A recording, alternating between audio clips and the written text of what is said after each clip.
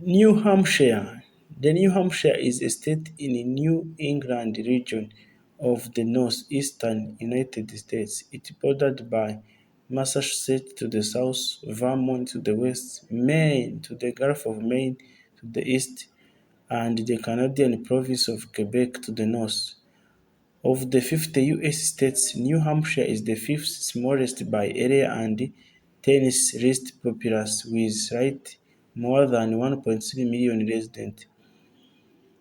Concord is the state capital, while Manchester is the largest city. New Hampshire motto, "Live Free or Die," reflects its role in American Revolutionary War in its nickname. The Granite State refers to the extensive granite formation and quarries. It is well known nationwide for holding the first primary after Iowa caucus in the US presidential election cycle, and for its resulting influence on American electoral politics, leading to the adage, "As New Hampshire goes, so goes the nation." New Hampshire was inhabited by thousands of years by Algonquian-speaking peoples such as Abenaki. Europeans arrived in the early 17th century, with the English establishing some of the earliest non-indigenous settlements. The province of New Hampshire was established in 1629, named after the English county of Hampshire. Following county tensions between British colony and crown during the 1760s, New Hampshire saw one of the earliest overt costs of rebellion, with seizing of Fort William and Mary from British in 1774. In January 1776, it became the first of the British national American colony to establish an independent government and state constitution. 6 months later, it signed the United States Declaration of Independence and contributed troops, ships, and supplies in the war against Britain. In June 1788, it was the ninth state to ratify the U.S. Constitution, bringing that document into effect. Through the mid-19th century, New Hampshire was an active center of abolitionism and fielded close to 32,000 men for the Union during the U.S. Civil War. After the war, a state saw rapid industrialization and population growth, became the center of textile manufacturing, shoemaking, and papermaking. The Amos-Keg Manufacturing Company in Manchester was at one time the largest cotton textile plant in the world. The Merrimack and the Connecticut River were lined with industrial mills, most of which employed workers from Canada and Europe. French Canadians formed the most significant influx of migrants, and today roughly a quarter of all New Hampshire residents claim French American ancestry, second only to Maine. Reflecting a nationwide trend, New Hampshire's industrial sector declined after the Second World War. Since 1950, its economy has heavily diversified to include financial and professional service, real estate, education, and transportation, with manufacturing still higher than the national average. Beginning in the 1990s, its population surged as a major highway connected it to the Great Boston and led to the more bedroom community. In the 21st century, New Hampshire is among the wealthiest states in the US, with the seventh highest median household income and some of the lowest rate of the poverty, unemployment, and crime. It is one of only 9 states with without an income tax and has no tax on sales, capital gains, or inheritance.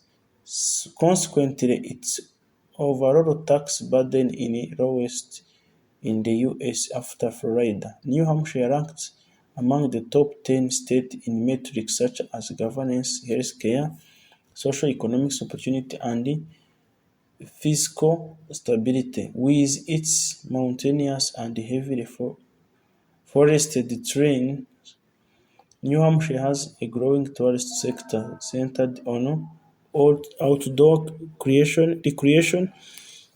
It has some of the highest mountains on the east coast and is a major destination for winter sports. Mount Maladino is among the most climbed mountains in the US. Other activity includes observing the fall foliage, summer cottages along many lakes and seacoasts, motorsports at the New Hampshire Motor Speedway and Motorcycling Week, a popular motorcycle rally held in Wells Beach in Laconia. The White Mountain National Park links the Vermont and Maine portions of Appalachian Trail and has the Mount Washington Auto Road, where visitors may drive the top of 6,288 feet (1,917 meters) Mount Washington.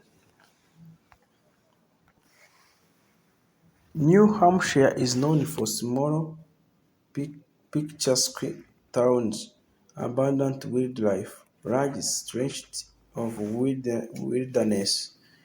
Geography and demographics. State abbreviation NH. State capital Concord. State size total land and water 9,350 square miles. Land only 8,968 square miles.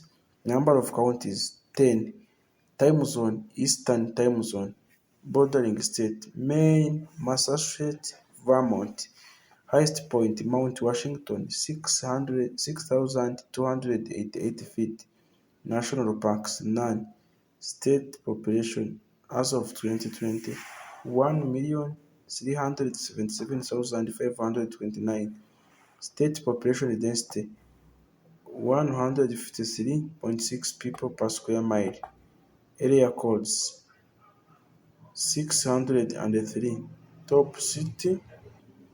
Top 5 cities as of 2020 population: Manchester 112,546, Nashua 89,167, Concord 43,924, Dover 32,443, Rochester 31,719.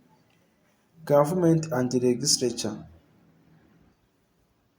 Statehood June 21, 1788. Electoral votes only 4 votes. State symbols red spotted newt. State animal white-tailed deer. State bird purple finch. State butterfly canary blue. State flower purple lilac.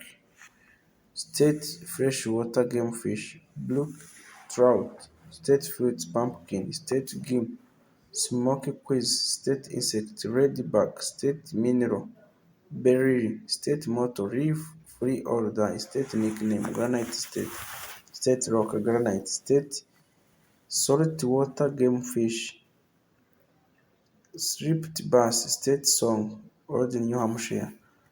State sport skiing. State tree white birch. State weedy flower pink red stripper.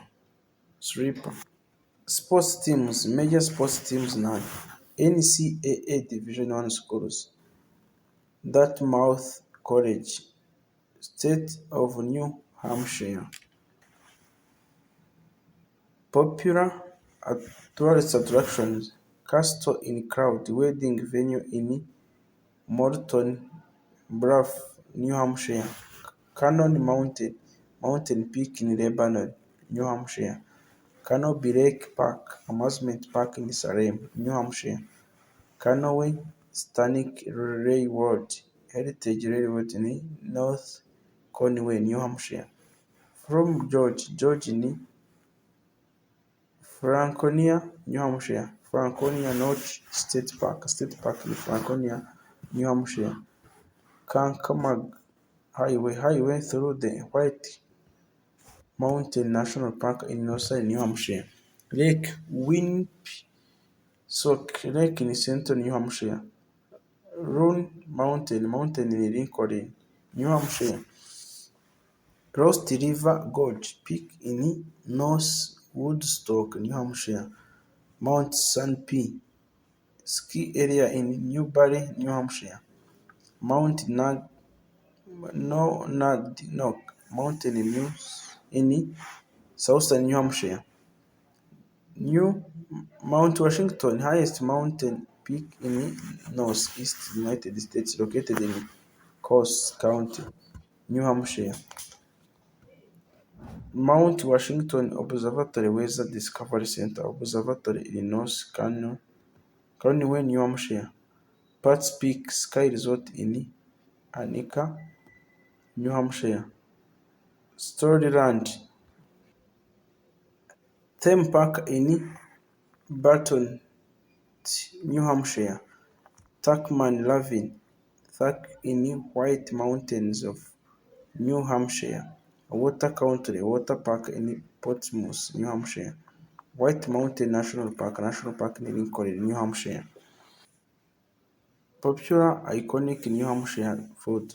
New Hampshire is famous for the following foods: boiled dinner, corned beef with vegetables or boiled, fried lake bass, apple cider donut, New England clam chowder, pancake with maple syrup, venison, stone-filled yogurt, knead, lobster roll, streamers.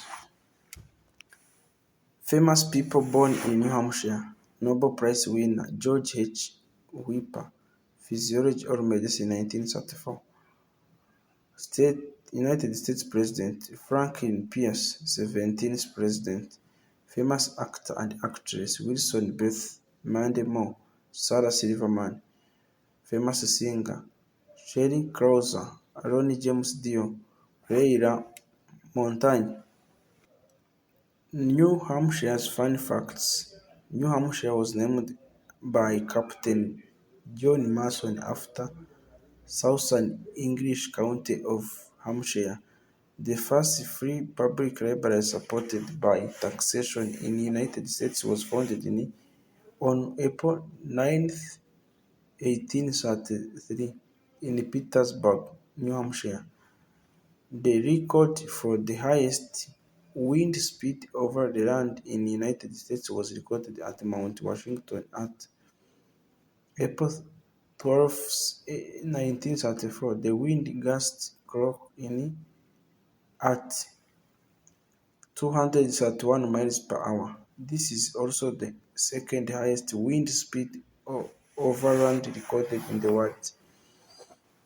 Levi Hutchins of Concord, New Hampshire invented the first alarm clock in 1787.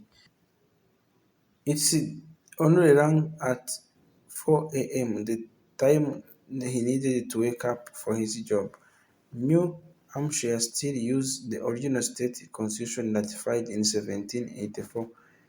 It's the second oldest continuously used constitution in the United States after Massachusetts.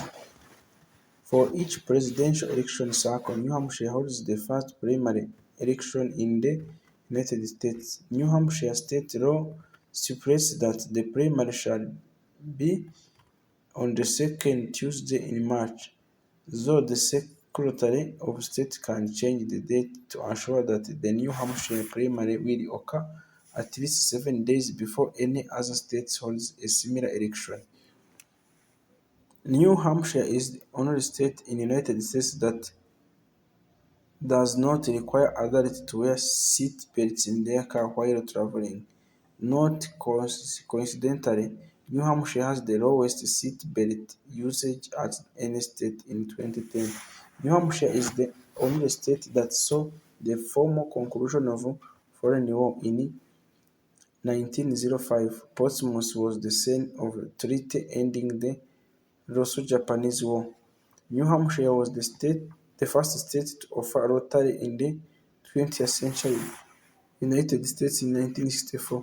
New Hampshire is the shortest ocean coastline of any United coastal state with a length of 13 miles. Thank you very much for being with us. This is a video which was talking about New Hampshire as one of the 50 states of United States. Thank you very much. And if you like, you can subscribe, comment, and share so that we can grow together in everything. This is Asha Store, the form of history of the world and running around the planet. Don't forget to subscribe and see you in the next video.